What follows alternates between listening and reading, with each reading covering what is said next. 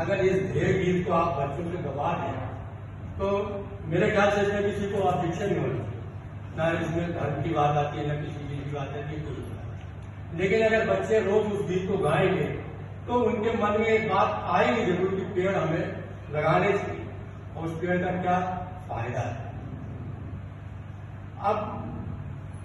इसी पे हम लोग काम कर रहे हैं, पिछले 12 सालों से काम कर रहे हैं और ये जरूर हो सकता है कि हम साल में 500 पेड़ लगाते हो, 600 पेड़ लगाते हो और बहिष्कार के लिए काम कर रहे हो, लेकिन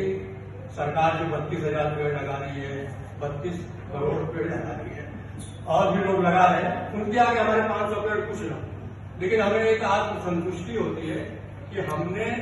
इस यज्ञ में एक अपना योगदान दिया, चाहे वो छोटा ही सा योगदान हो। जैसे जब लंका में पुल बन रहा था तो एक गिलहरी थी, वो अपना नदी में अपने शरीर को धोती थी, फिर जाके बालू में डूबती,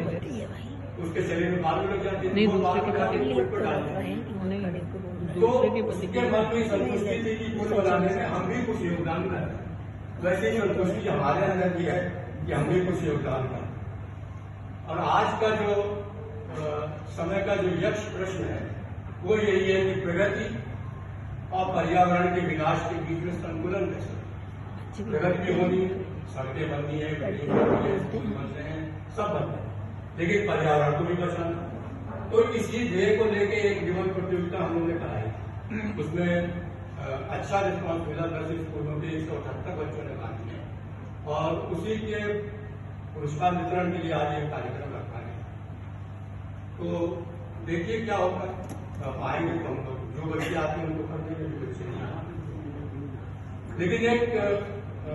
इसी पे हम लोगों ने एक नाटक किया था, पर्यावरण एक प्रश्न थी, उसमें कैरेक्टर के पेड़, हवा, पर्यावरण और एक छोटी बच्ची और एक पैंट बाबू थे जो प्रगति प्रोग्रेस का द्योतक। तो नाटक के एंड में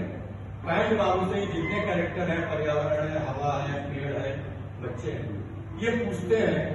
कि क्या प्रगति का मतलब सांस का फूलना है, क्या प्रगति का मतलब किसानों का मरना है,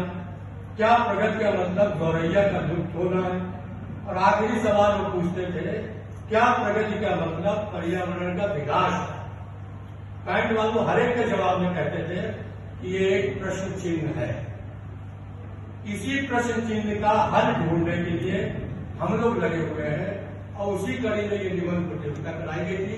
और हमारा ये था कि जो बच्चा सबसे फर्स्ट आया है उसका निबंध अगर यहाँ पढ़ा जाए, अगर वो बच्चा उपस्थित हो देखा जाए, नहीं है तो कोई बात नहीं, फिर कभी हम लोग इस काम को कर सकते। और एक बस सबसे बड़ी बात हम ये कहना चाह रहे हैं कि जब हम लोग भी काम करते हैं, शुरू में काम करना शुरू किया तो ये होता था कि भाई ये क्या है यार, एक पेड़ लगा दोगे तो इससे क्या फर्क पड़ेगा, साल भूले बांट दोगे, 500 बच्चों के बीच में बात कर दोगे, इससे क्या फर्क। मेरा भी मानना है कि आपका कोई भी कदम हो, छोटा हो, बड़ा हो, कुछ भी हो, वो आपके गोल को अचीव करने के लिए सफिशिएंट है और उसमें आपको एक आत्मसंतुष्टि भी होगी। अब हम सुनाते जरूर है वो दृष्टांत हर बार, लोग कहते हैं आप हर बार एक ही चीज सुना दो, हम कहते हैं सुनाते इसलिए कि बार बार हम आपसे कहेंगे तो हो सकता है कुछ आपके दिमाग में बात भूल जाए।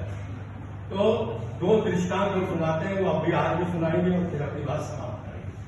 कि नदी से एक बार किसी ने पूछा कि तुम आखिर कब तक समुद्र में मिलके अपने अस्तित्व का विलीन करती हो, अपने अस्तित्व को खत्म करती हो। तो नदी ने कहा कि जब तक समुद्र का खारापन दूर नहीं हो। दूसरा दृष्टांत ये है कि जंगल में एक बार आग लगी, भयंकर आग थी, एक चिड़िया आती थी जो कहीं से पानी चोंच में लेके आती थी और आग में डाल दी। एक कौवा उसे देख रहा था,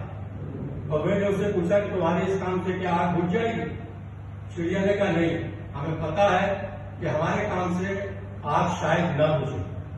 लेकिन हमें ये भी पता है कि कल जब जंगल का इतिहास लिखा जाएगा